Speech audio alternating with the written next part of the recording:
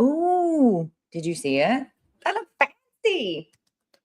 Anyways, that gave me a moment to actually mess around with some technology, and you didn't have to watch me hit all the buttons for Instagram because I should be live both. Yay! The future is now, everybody.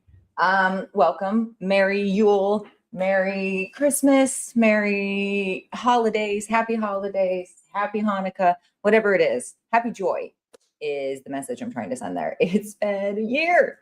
And I hope and I expect 2026 to just continue to be a year, but maybe with a different sort of emphasis on the exclamation point there at the end.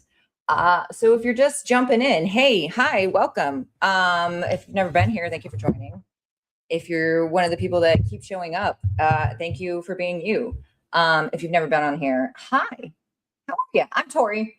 I'm the sales director at Paradise Marketing, but I go by Condom Charmer because if I don't brand myself, somebody else does. That's a whole other conversation. But I started this little live stream podcast diddly thing here, I think almost about 2 years ago now, maybe even more. I could count, but I haven't gotten to that. Mostly because no one was talking about what I wanted to talk about. And now here I am, festivities and all. Oh, I do need to show off the sweater here. Where are my book talk people? He. Oh my God, is that not so cute? Anyways, started this web stream because as a person who's been in the decade for more, been in the industry for more than a decade, primarily I was doing liquids, lubricants, lotions, and potions before I started doing the condom charming. And I've just had the opportunity to learn so many things. And in part of that, I wanted to share the knowledge. So here I am, blabbing. Welcome to my musings and a little daily called Tuesdays with Tori. So if you're part of the internet, the ether that I speak to weekly, thank you again for being here. There'd be no show, there'd be no condom charmer, there'd be no nothing. So in a year of reflection, I had the great opportunity. If you've been hanging on the stream before, you might have heard me mentioning the Woodhull Foundation. And I won't spoil it, right? Stay tuned for the interview, right? But a friend of mine, Mandy Salley, she's the CEO over there, and the Woodhull Foundation does so much just above and beyond just mentorship and sexual education. And we're talking they're fabulous. So her and I couldn't get our schedules to sync. Welcome to being like crazy busy and the holidays and Q4, right? I'll say it again. If you're in sales, Q4 means so many things. So this next part is pre-recorded, but I needed to show off all the cuteness here and do my quick little interview. This is me talking to Mandy Salley. And oh my goodness, you're going to enjoy it.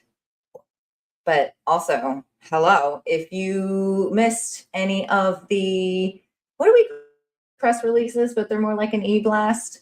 I'll post it here in a minute. There was a great looking one. Oh, here, let me go find it because I have technology.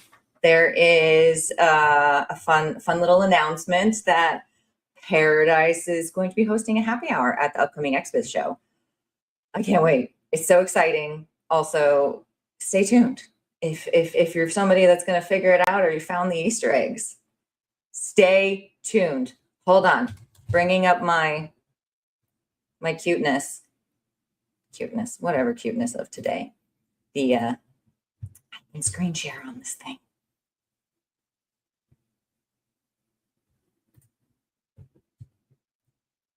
Bam. Look at this. Oh, so festive with my background paper too. Didn't realize. So if you don't know what the XBIZ sort of expo is coming up here in the next few weeks, that's a whole other episode. I did have Ariana and Sarah to talk about it, so let me know. I can shoot that one over through. But it does sprinkle a little mention here that we're doing a really exciting showcase, hosting a happy hour on Saturday the 10th. So, be there or be square or whatever it is the cool kids say, right? I'll figure it out. I have kids. They keep me cool. Without further ado, let's go jump to my interview with Mandy, because again, the future is now and I'm figuring out my technology. Hope you enjoy it. I love speaking with her. On a live. I might actually go back and clip some things, but also maybe not. Yeah, you never know. Okay, but that's exciting. I got the female fantasy. I'm going to check it out because that sounds incredible. Very quick. What else are you reading right now? Well, I'm reading The God of the Woods. That's the one I'm reading right now. I just finished. Have you ever seen the show Somebody Somewhere on HBO? No, I've not seen it, but I've seen it like pop up. It's the very impressions. Sweet. I have an impression. Yeah. So one of the actors from that won an Emmy this year, Jeff Hiller, and I've just finished his memoir, which is very funny. I like to read memoirs by comedians because they're funny. Yeah, because at least I have some humor. That's what I used to like about Chelsea Handler books, is they were slightly funny. She's in a different path on her journey now. So I think I didn't finish the last one because it was in 2020. So it was very politically charged and a lot about her journey in therapy, which I'm just like, wow, that's really brave. Thank you for sharing. But I had that like, haha, Chelsea going to go get famous stories. Like I was still wanting to in my head, right? Yeah, and I know it is tough. I do this thing too where I like read for fun. Absolutely. And listen. Well, I do read some smart things. Ooh, if you haven't read this one, I recommend. Yeah, what is it? Let me know. Hold, please.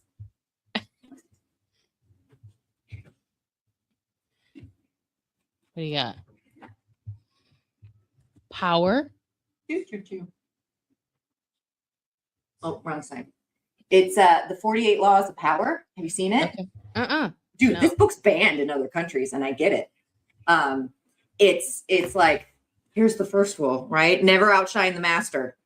Rule number 2, never put too much trust in friends. Learn how to use enemies. Like, this is obviously not what to do in relationships. Is it Tiago Pereira? Is that the author? No, Robert Greene. Okay. 48 Laws of Power. Oh, Laws of Power. Okay, got it. Right, Laws of Power.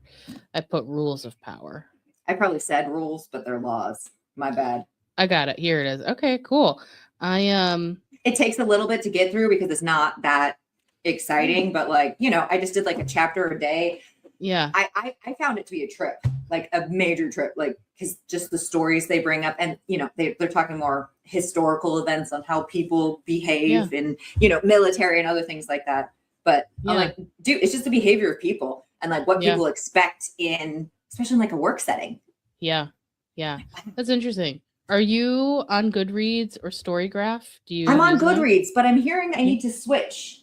What is the thing that everybody likes now? Fable? Well, I haven't been on Fable, but I like Storygraph because Storygraph like makes you these really fun like charts and graphs about so I mean I'm a total nerd, but like visual representations. I love it. So like you can, I don't know if you can see. Okay, but you've got like a little bar graph of your last 6. So that's like all the genres I read. Oh, and cool. Then that's like page number, audiobook, and it tells you like all these like fiction, nonfiction. Oh, that's way cooler.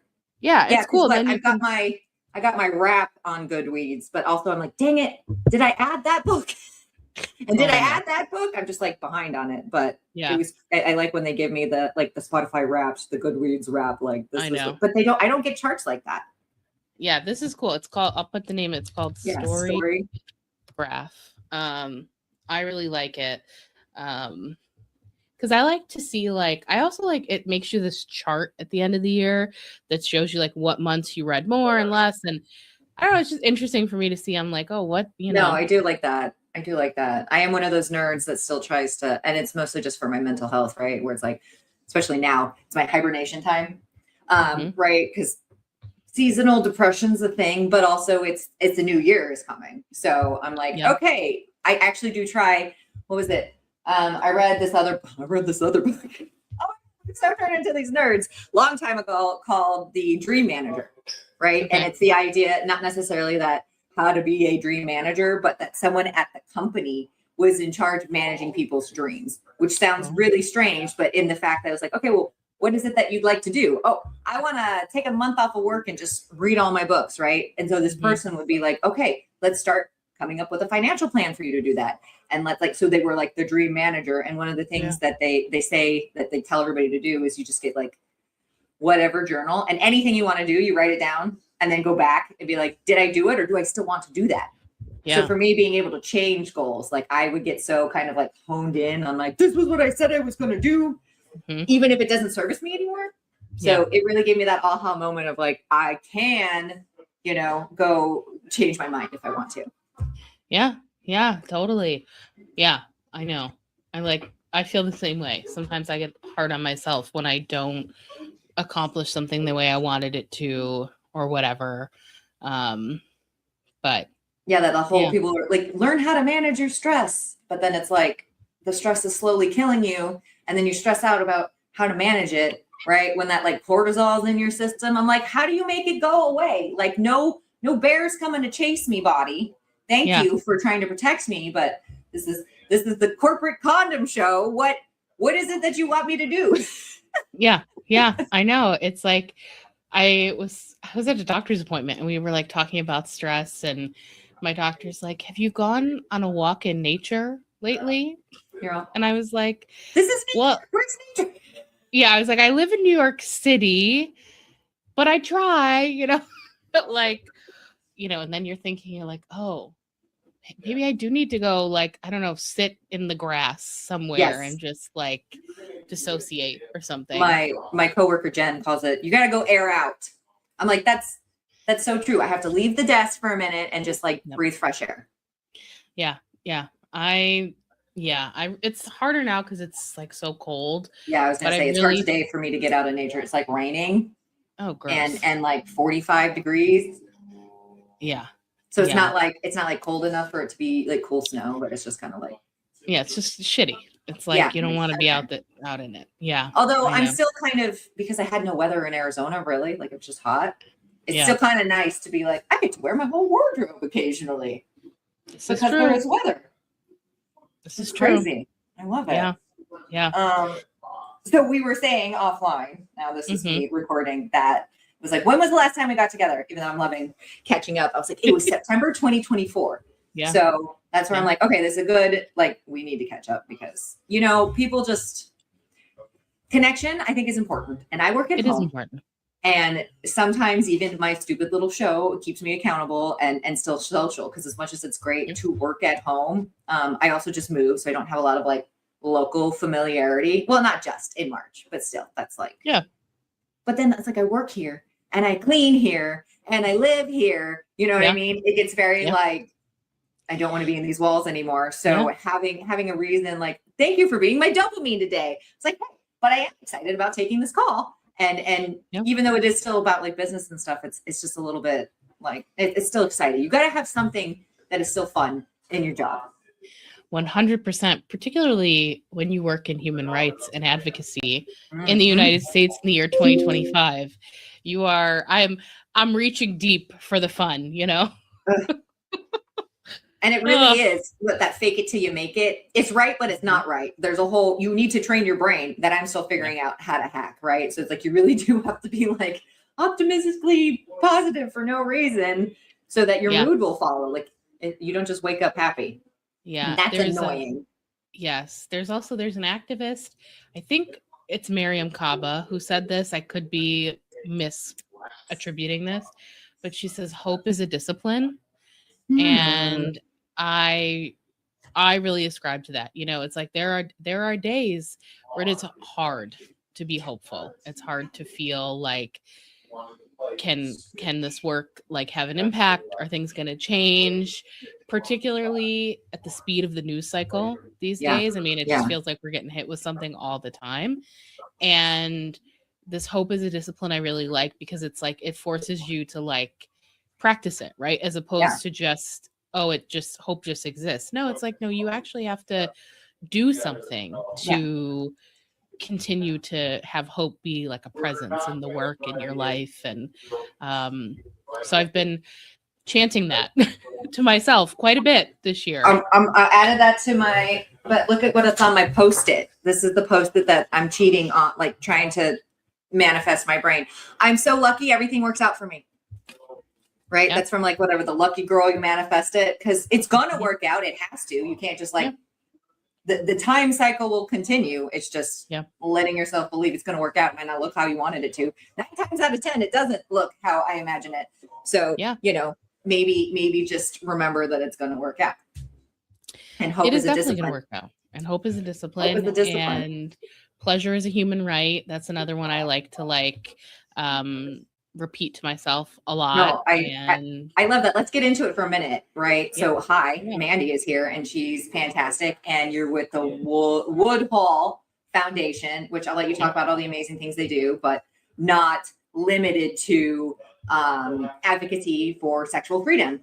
Anything that's a human rights issue for the most part. And we're just talking like this is the creme de la creme of foundations. We're talking collaboration, advocacy, education, and a lot of it around sexual freedom and the censorship and the discrimination, right? That's sort of these topics entail, right? I mean, there's a whole bigger conversation and all of that, but it is something that I definitely, as a person that I sell condoms for a living, right? And, you know, I still get a little like, oh, right? It's a huge profession. And it's like, at least in my side, it's a medical necessity. And anybody else in the pleasure space, like there's a market for these things. People are using them and want them. Why are we not doing the best that we can? Why are we not reaching out for more resources? Most of the time, because we don't know, right? No one knows what they don't know, but you know, it's a lot of the same. Maybe not all of the same things, but some of the work that you're doing is a lot of the same work that I know a lot of the pleasure professionals are trying to do as well. Instead of trying to think everybody's a competitor, it's like the same things. There's a whole age verification situation if you're in pleasure products, which I'm sure you've heard about. And I'm like, you think that's going to affect you, people here in the business? You know, it's a huge thing. So how are we getting the resources we need to? How are we being like good community members when stuff like this pops up? A few years ago, Paradise Marketing lost their work comp insurance out of nowhere. They just sent us an email like, oh, by the way, we realize you're doing adult things, like it's illegal, which it's not. No, it isn't. And I also think, you know, I would imagine another area where this industry has a lot of problem is with payment processing. And I know a lot of banking discrimination, a lot of like folks don't realize the power that the payment processors have. You know, we at Woodhull, we've kind of dubbed it like financial discrimination, right? Because as a business, you have to make money, right? And if you can't collect money, you know, how are you going to make money? How are you going to pay your employees, pay your bills, people feed their families? It's almost like what you're trying to stop ends up putting people in the situation that they will go and find illegal means to do things. Instead of, you know, walking into a safe store and asking for education. Sorry, no, I can't even take a payment process. Or right. I don't get work comp insurance anymore because I sell condoms. It's ridiculous. And it's also like, you know, the nature of the world right now too is like everything's so digital, right? And so I know like so many people have had to figure out, one, if you were like a traditionally brick and mortar sort of business, how do I make this viable online? And then to have like the additional challenge of like, oh, because I sell sex toys or condoms or adult products or whatever, lingerie, even if you're not Victoria's Secret, then somehow you're not legit. You know what I mean? Right. Well, and it's so frustrating because it's like you can be Victoria's Secret and not have these issues. But if you're like a small, like, you know, maybe you're like a feminist owned small lingerie company, or I know there's a lot of really cool, like gender neutral lingerie companies out there. You know, you don't have the mega corporation to fight against. Right. Isn't that supposed to MasterCard. be like the point? This is not me being political or anti-capitalist or pro-capitalist, right? But I'm just saying, isn't one of the main points of living in America is your right to do the business. If you have an opportunity, you see a market, you can create a business and you can make money on it, and that can be your living. Except if it's something squirrely, right? So it's like, what is squirrely? No, we run into the same problems. Like, again, I'm not trying to bash on anybody, but as far as like we were talking about the socials, it seems like you're not legitimate if you don't have a big social media presence in a business, which that's a whole other can of worms. I'm still working on that. But, you know, people like that will pay the big monies, like Laylo, right? Very, very high-end premium sex toy line. They're advertising on WeTransfer. But like I get shadow banned because I maybe talk about how to put on a condom. One time I got banned and I actually was feeling spicy. So I did the things. They thought my elbow was a nipple.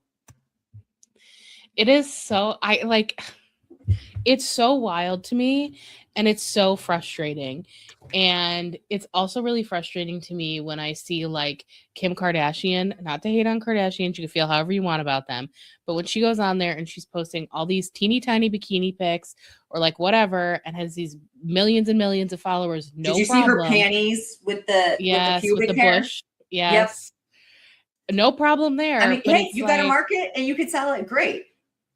Yeah. And but it's frustrating because then you have, and I've been told this so many times by companies in the adult space, or even like content creators, sex educators who follow the community guidelines like to a T. Like they actually read them, which is really a feat in and of itself, right? Because it's like a novel to read the community guidelines. And it's not a fun novel. No. Oh my God. There's no villain that's going to burn down the world for me in this. No, nor is there a dashing hero that is going to come like, you know, none of ravish you. No, this is just don't do this. Don't do this. I own you. Right. Don't do that. Da, da, da. Right. But it's like, even you follow it, right? They go through all of that to a T and still get banned. And there's no like recourse. There's no like calling Meta to say, hey, your bot's messed up. They banned me unnecessarily, whatever. And we also, you know, I mean, there's like a sort of like larger societal problem because LGBTQ plus groups are getting kicked off, reproductive justice, abortion access groups are getting kicked off these platforms. Oh, and we started selling the morning after pill, not Plan B, but there's a pill that is called, like they trademarked it, the morning after pill, and just having to sell it to my normal batch of people. It's like, oh my God, I can't carry the abortion pill.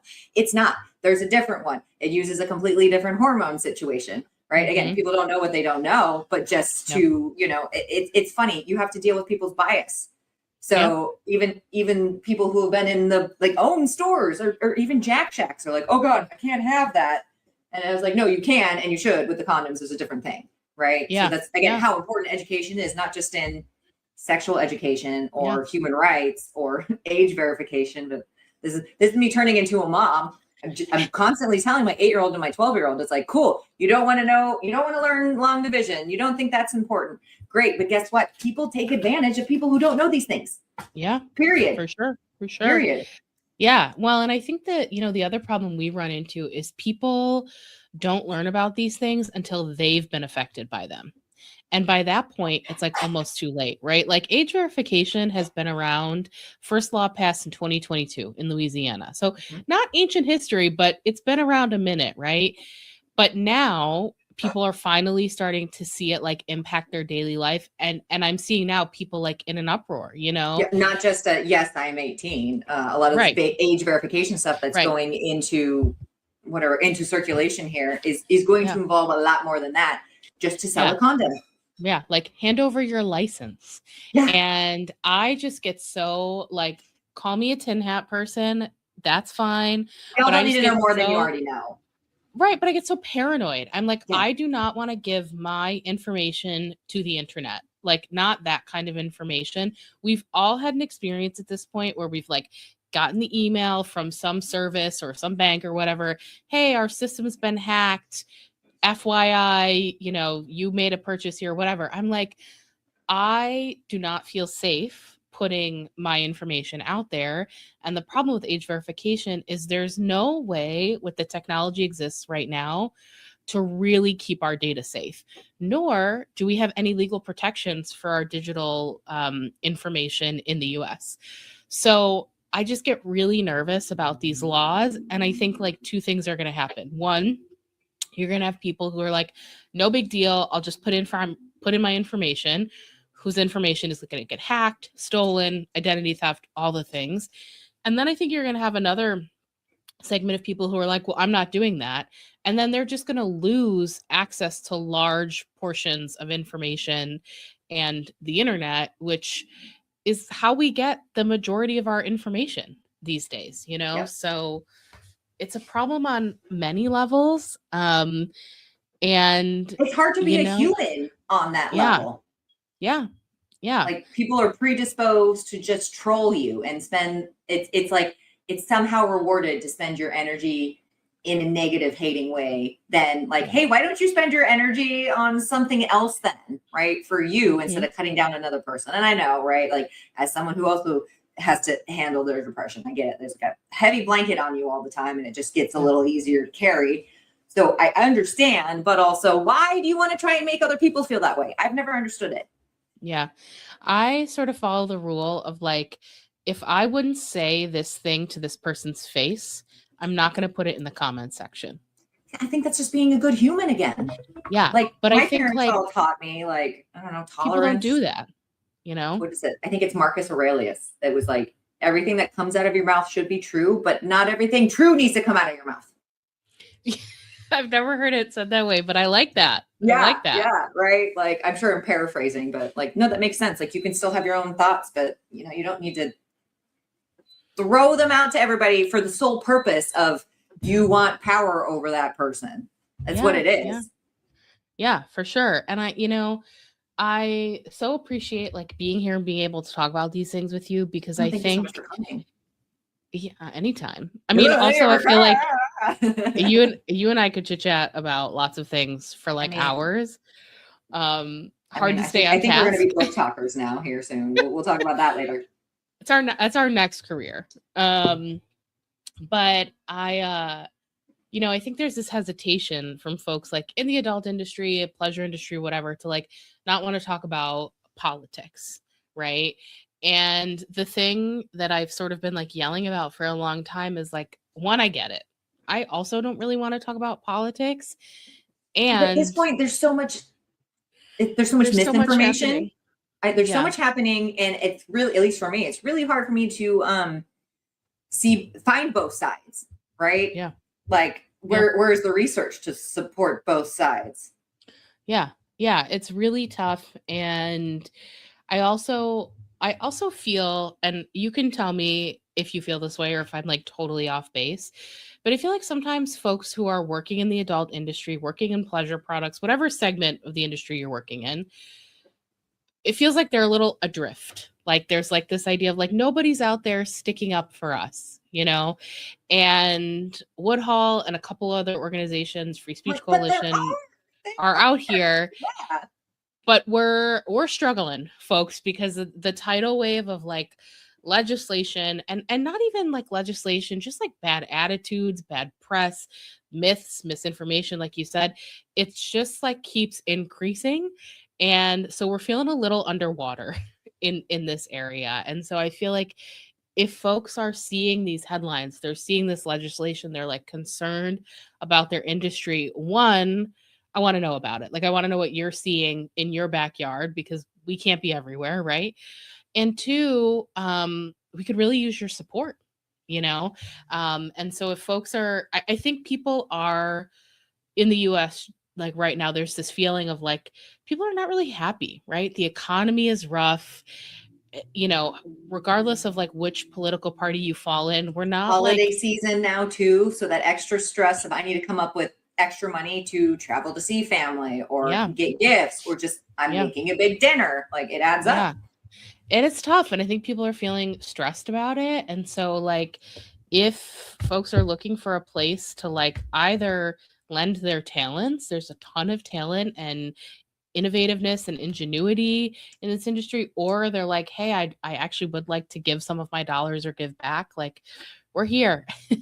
And we would love to, one, be the recipient of that, but also be able to stick up for folks in what feels like would be a really meaningful way. You know? Absolutely. No, I what was it? We got with the royal we, me and my podcast of myself was working with the Cupcake Girls for a little bit. And we did a show, and I was trying to like help do some fundraising there.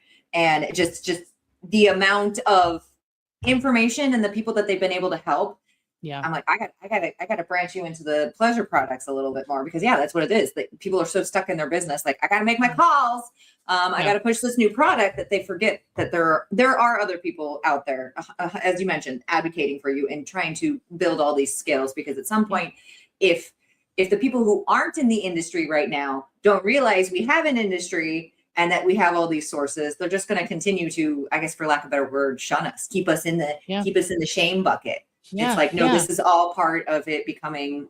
And I feel like people have said in the last like 15 years, sex toys have come out of the closet, so to speak, right? Like the boutiques are stocking them more visible, where you can see them and things like that. But it's still not enough, right? The amount of people that, and I'm not hating on online, but the amount of toys that are being purchased online or like at Walmart, which again, it helps to get like that consumer demand, right? That it's not so taboo, but it's also there's not a lot of education.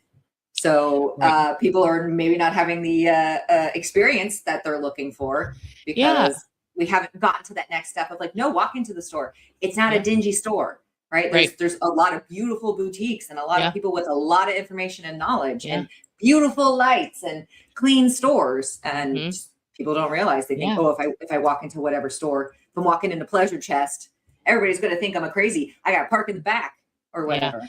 Right. Well, and the thing is like, it's so hard to demystify all of it when you're getting kicked off TikTok.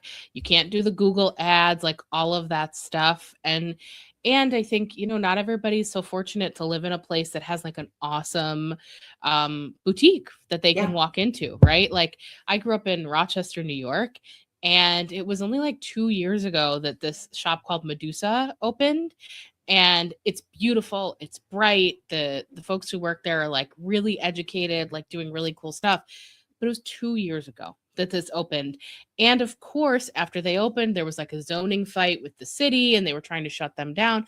Even though they're like, I did all the paperwork, but okay. Yeah. So there's like all these obstacles. And I just think people should be able to get access to this kind of information, education, these products, like all of this cool stuff that's happening out there. Because then what happens? They go and learn it from porn, which, say it with me, people, is a performance. I'm not hating on the stars here or anything, but that's and they'll tell you too, that's not education, that's a performance.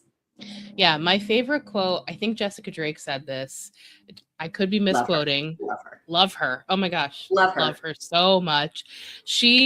I credit her actually with changing my parents' view on sex work, because they went to her workshop and afterwards. A great story. Yeah, Woodhull used to run the Woodhull Sexual Freedom Summit, which is a 4-day event in Virginia, all about sexual freedom.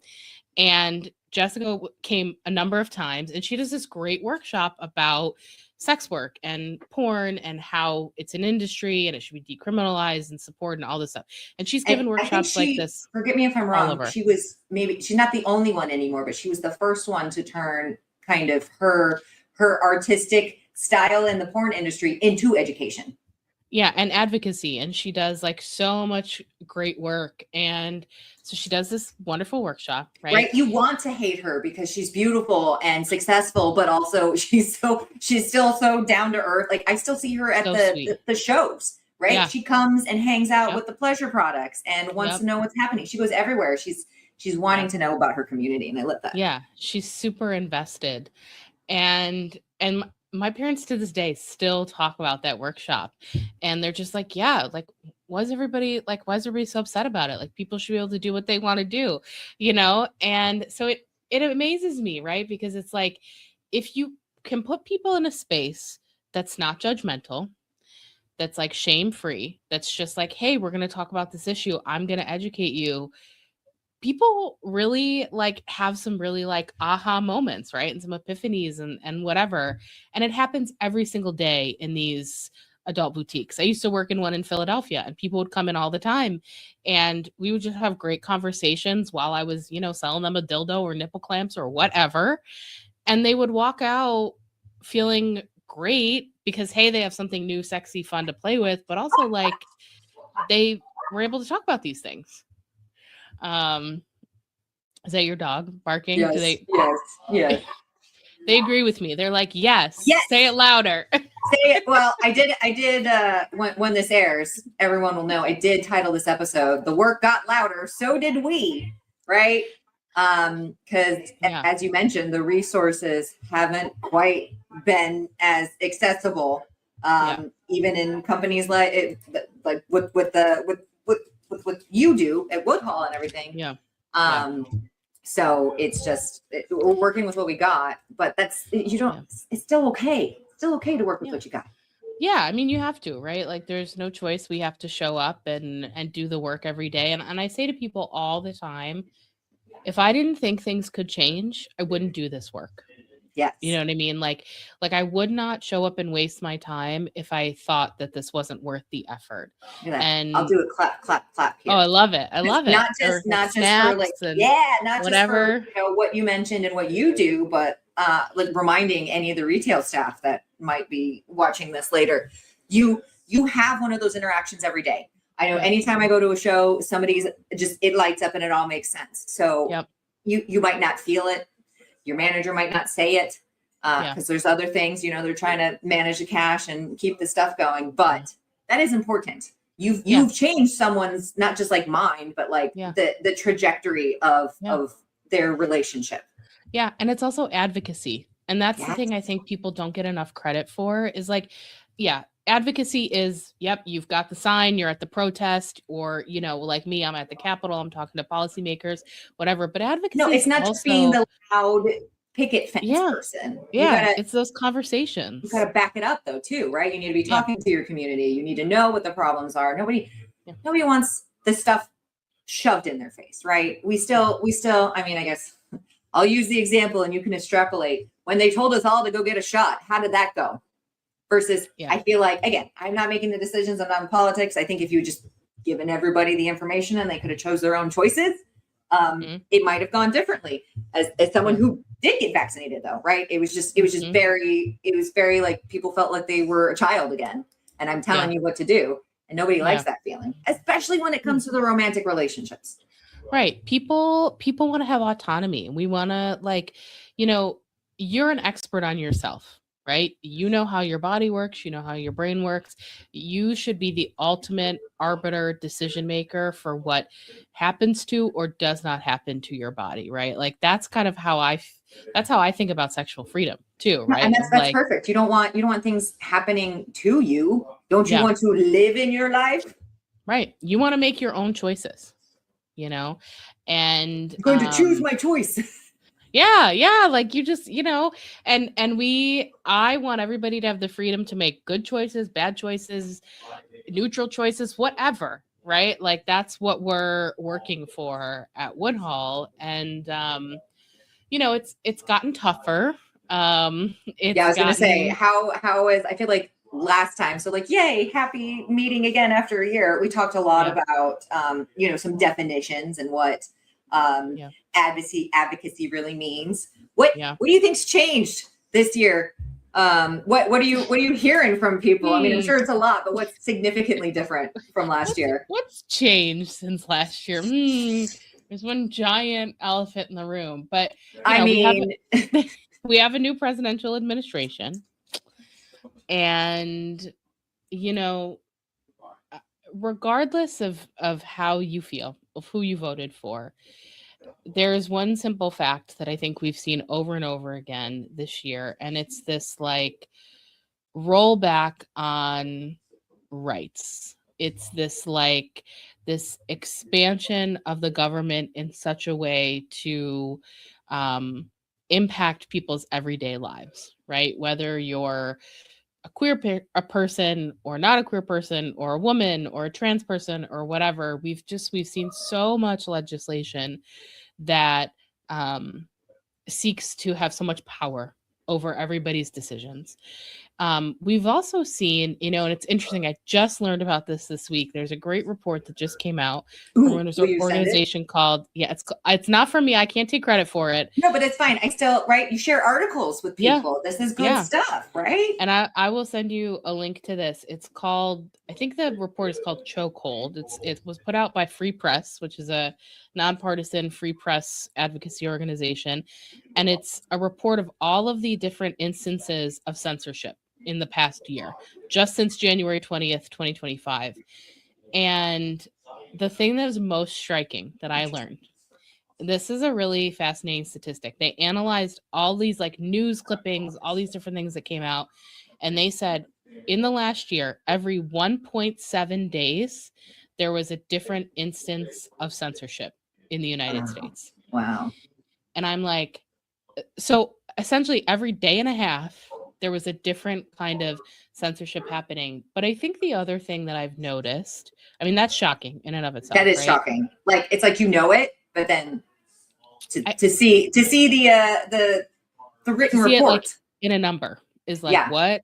But the thing I've noticed, and this is more like anecdotal, sort of like a climate thing, people are afraid to speak out now a lot more than they were a year ago.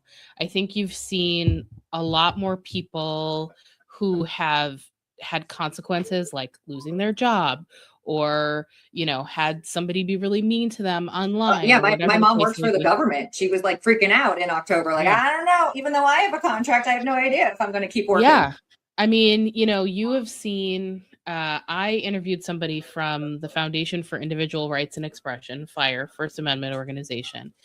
And he told me that in like the month after Charlie Kirk was assassinated, they had like more reports of people being fired for their comments about that situation than like they've ever had in the history of the organization. And they've been around for years. Yeah. And regardless of how you feel about that situation and that person, the First Amendment is show. Right. We're not going to get into that here. But to me, it's like, I feel like in America, we so hold this ideal like dear that we can say whatever, right? We have First Amendment rights. We have free speech. Like, we should be able to express ourselves and say our opinions. The modern version of that is being able to say whatever you want on social media, right? And I think what we've seen is really intense backlash and really tangible real life consequences when people speak out about things. And so people are I know people that families have been torn apart because of politics, which just guts me because I'm old and it was, hey, that's a secret ballot, right? You vote who you vote. Does not seem that way anymore. It's almost like you can't be my friend if. And it's really tough, and it's sticky situation like all around, right? But I think like just people being afraid to say these things or people being afraid to like go out to a protest or whatever because of what could happen is, I think, the biggest change I've seen from last time you and I talked. I mean, that's it's a pretty good representation, I would think. Yeah. And, I'll be honest, even me, somebody who is like in advocacy, talking about sex all of the time, I've had moments, right, where I'm like, oh, like, and I'm not saying anything, I don't think I'm saying anything inflammatory publicly, but I've had moments of like, I don't know, is some government official going to see this and I don't know, like put me on some watch list or, it's if you're not already on it, girl. Well, yeah, that's true. I've said that. I have said that to my husband. I'm like, listen, if I wasn't on the watch list already, I'm definitely on it now. But, we've also seen a really coordinated attack against nonprofits, particularly nonprofits. I'm glad you're bringing that up, right? I didn't even put it on the notes. Can you tell us a little bit more about that?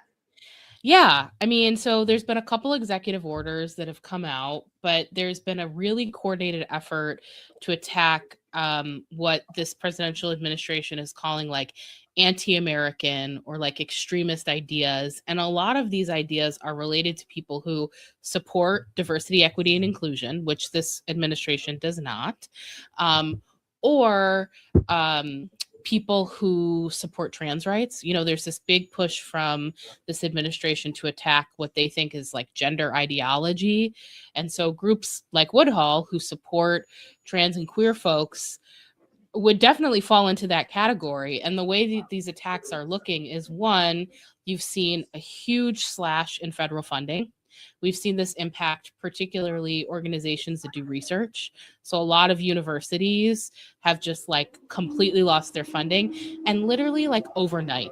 You know what I mean? Well, like, and then on my side of the desk, I couldn't even bid for the state of California, and I've been waiting for this year because there's no budget. They're not going to provide condoms. No, not important. We over budgeted. Sorry. Yeah. And that's California, right? That's like a quote unquote blue state. But the thing that's happening is because federal funding has been slashed in such a way, states have to find a way to backfill what they used to be able to provide from the federal government. And so what you have happening is like states are stretched really, really thin because all of a sudden they don't have the support they had last year or whatever. And you know, I live in New York, and our governor has made a pledge to like try to backfill as much as they can, particularly when it comes to like reproductive justice planning. And sex ed, right? Like Planned Parenthood has, I mean, this administration has just gone hard. Planned Parenthood ends up getting the butt of everything. Yeah. And the thing that really bothers me about that is like the amount of care that Planned Parenthood provides to people, right? It's like sex education. It's like breast exams, your OBGYN stuff. Just because they happen to do things around your reproduction planning doesn't mean that that's the only people they service, right? Just because you have a space for trans, you're inclusive, doesn't mean that I can't walk in and be like, I still need the same amount of help. Yeah. I mean, listen, I remember like being in college and wanting to like get on birth control for the first time and being too afraid to talk to my parents. And I was like, well, I think I can go to the local Planned Parenthood. Like, I think that's a place that'll help me. And just the fact that these like vital services to our communities are being defunded in such a way, you know, we started our conversation like talking sneaky defunding though, right? Yeah. So people are just assuming Planned Parenthood and Woodhull and everybody else is getting their same stuff, and it's no. And there's been an attack on the private philanthropy industry too, like of just interesting. You know, not necessarily legislatively, right? Because if you're a private foundation, you can spend your money however you want to spend it. But there's been raise it however you want to raise it. Yeah. There's been a lot of like coordinated press attacks, particularly against like the Soros Foundation. You know, Soros gives billions and billions of dollars away. And I don't have any like skin in the game there, but you know, they've been a frequent target of the president's. And we've also seen this like very sort of sneaky threat against nonprofits' tax statuses, right? So people know when you donate to a nonprofit, you get a tax receipt. If you itemize your taxes, you can use that, right? And particularly if you're a business, if you're a corporation giving, those things will make a big difference. And the problem is, if the IRS decides to revoke somebody's 501c3 status, you can't collect tax-exempt donations anymore, which of course would have a huge impact on an organization's ability to fundraise. And so, you know, we haven't necessarily seen anybody's 501c3 status yanked yet, but there's been a lot of talk from this administration, a lot of executive orders that are sort of hinting that that's where they want to go. And so it's a really scary time because you've got things happening from like multiple directions, right? Of like you're maybe getting a lot less money from the federal government, so you're having to go elsewhere to find it and raise the money. Which means your business is getting a lot less, right? Which means your employees get a lot less. Yeah. And then And then there's like this sort of like looming threat of like, oh, maybe I'm going to take away your tax status or whatever. So it's really a very scary time. And so I tell people, like, if there is a nonprofit in your life, I don't really care what it is. Like, it doesn't have to be Woodhull, it could be anything. But if you've got some dollars to spare, like, every nonprofit out there right now needs it. Suffering. We saw in November when the government was shut down, there was like all these issues around SNAP benefits. And so food banks were really, really struggling. And all of this stuff, like, private nonprofits can't match what the federal government can do. They help, right? They support our communities. Hey, remember, the federal government gets all the money we pay in taxes. Yeah. And then they disseminate it. Yeah. So, I just say, like, this is the time where if you've got it and you can donate, you will make a huge difference, particularly if you can donate on like a monthly basis. You know how we pay our Netflix, our Spotify, whatever, $15 a month. If you can do that for your favorite nonprofit, it makes such a world of difference to know. And it's the same as a business, right? To know that there's certain income you can count on every month allows that nonprofit to do that much more of like the actual work, as opposed to like more time trying to raise the money to do the work. Yeah, or more time getting stuck in the process. Yeah, exactly. Wow.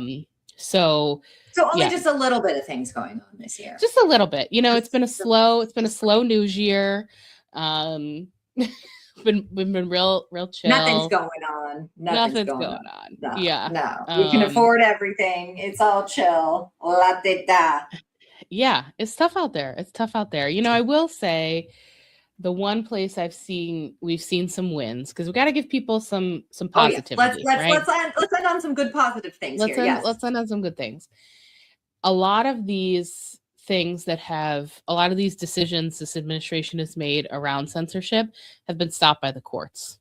A lot of them. A lot of these executive orders have been stopped at multiple different levels. And, I'm really encouraged by the fact that despite all of the fear and scary stuff happening, people are still showing up. You know what I mean? Just look at, again, regardless of how you feel, the No Kings protests in October, the number of people that came out and like marched and were like, we're gonna exercise our right to assemble, was amazing. Just the sheer scale of it, right? And so what that tells me is that like people are stepping up and taking care of their communities. And it's not the news you're going to see on the 6 o'clock national news every night. That's a whole other study session on propaganda, people. Yeah. But it's happening. And so I do feel encouraged by the way that I see people stepping up, helping their neighbors. The wheel of time will continue, and it is continuing, but hopefully the momentum is in a different direction. Yeah. You know what? Life goes on. Despite it all, like, we're still living, we're still breathing, and we're still doing the thing. I love it. Listen, I've started at my first meetings for my trips to Albany. Next session starts in January. We're getting ready. So let me know if there's anything I can do to help. I will. Yes, I definitely, that is helpful, because I never quite know when the next piece of legislation is going to pop up or which state is going to start behaving badly. And so it's always good to know I've got people, allies in certain places that I can say, hey, your politicians are getting a little out of control there. Right. Because a lot of times people don't know.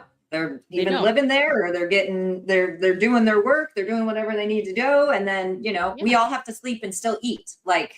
So I don't just automatically go home and be like, now news. Yeah. And listen, we've got the bill tracking. We're watching it. We're looking at stuff all over the country. And so there was a couple times this year where we sent out different like alerts based on particular states. So you never know when I might be popping into your inbox to say, hey. Oh, no. And if you got stuff, if you're working on things, I don't have a big audience yet, but that doesn't mean that you can't spark, inspiration however you can. Yep, absolutely. So, and we do a ton of free education programming. If you look up Woodhull Freedom Foundation on YouTube, everything's there. It all has ASL interpretation. Oh no, it's really great. I meant to talk about it, but we'll do a whole other session on that education stuff, because I lost a couple hours being like, oh, this is nice. Yeah, good. I mean, it's there for you. Our social media, like we want people to have the information, and so we try to make it as available and as accessible as possible for folks. And that's so kindred to my heart, because it's my, you know, I'm just going to say it. If you didn't know, somehow it's hard to sell condoms.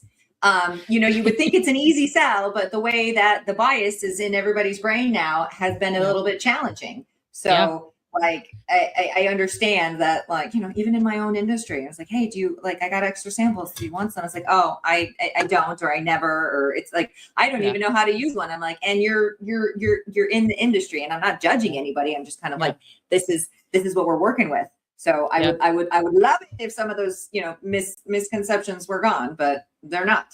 Yeah. Well, listen, if you ever have extra condoms, we will take them, because oh my goodness, my Paradise condom is ready. It finally got released. That's a whole other story from the FDA. It's basically it's a lifestyle ultra thin, but it's like a 10-cent condom for everybody. So like, that's people awesome. That can sell single condoms, or like even out of the ball, you know, sell that thing for $2.99. It's not a lot of margin, but you sell a bunch of them all day long. There you go. Absolutely. That's great. There you go.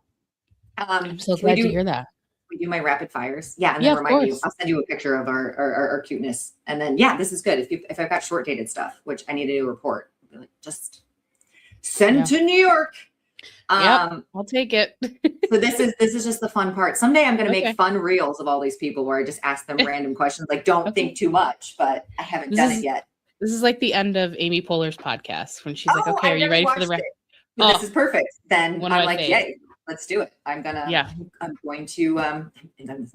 invest. No, I'm going to go be interested. I'm going to go look.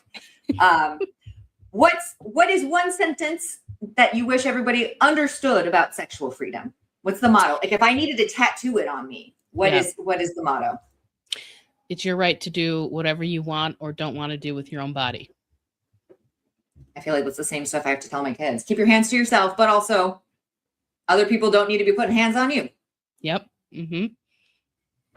What gives you hope on the days that it feels really heavy right now? People showing up. People around me, people in my life continuing to show up despite all of it. And books. Well, yeah. Books like just feed my soul. And I'd be a lot crazier without them people. Yeah. You know what keeps me going too is my first sip of coffee every morning. Ah, the ritual. Yes. That's maybe it doesn't give me hope, but the fuel, you know, America truly does run on Dunkin'.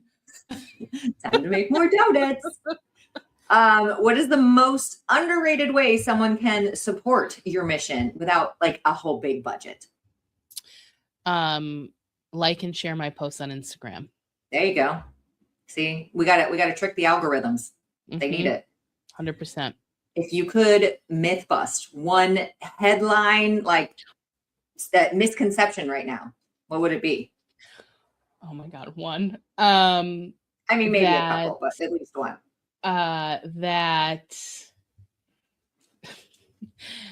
Okay, I'm gonna be somewhat I don't somewhat have advertisers or anything, so it's just literally my show. You can say whatever you want.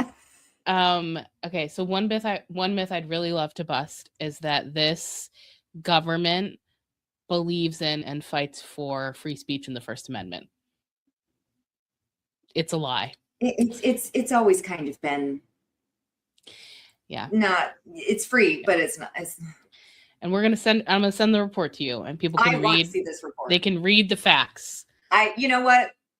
I miss doing it now because I'm like not in school where you had to just like take a headline and parse out the data and make a story with that. Like, so it'll be a fun exercise for me because I don't get to do that as much anymore. But also, it's important. You can bust out the highlighters and the Post-it notes. I did just get new ink, so I can print it and everything. And you can send that to your Kindle.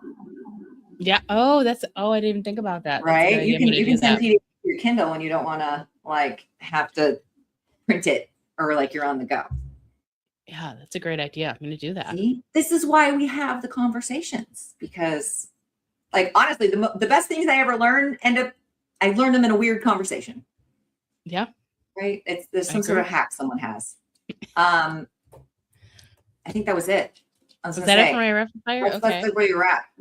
I guess I'll do one more. What's your favorite on the go snack when you're super busy and you got back-to-back calls? Uncrustables.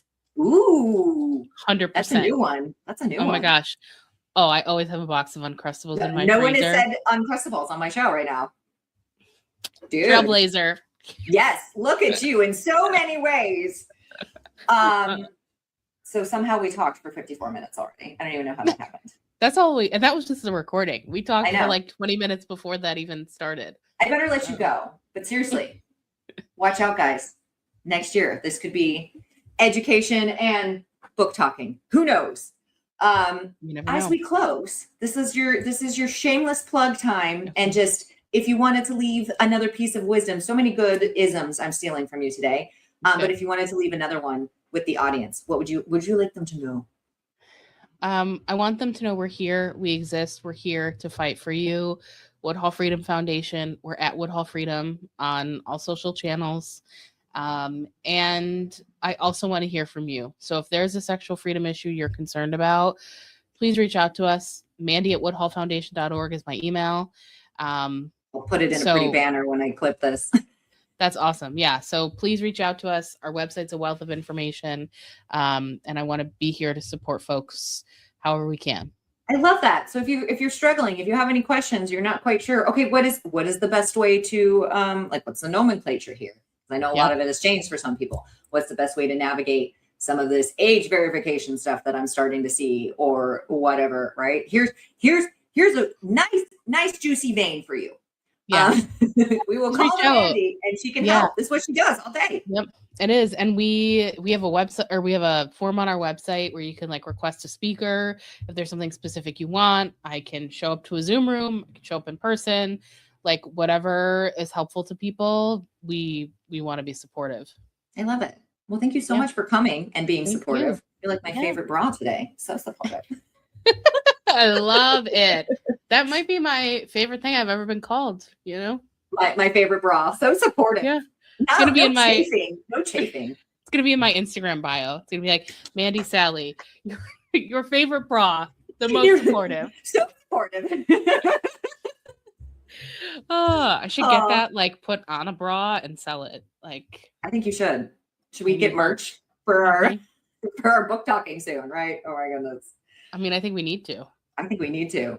Okay, I'm ending.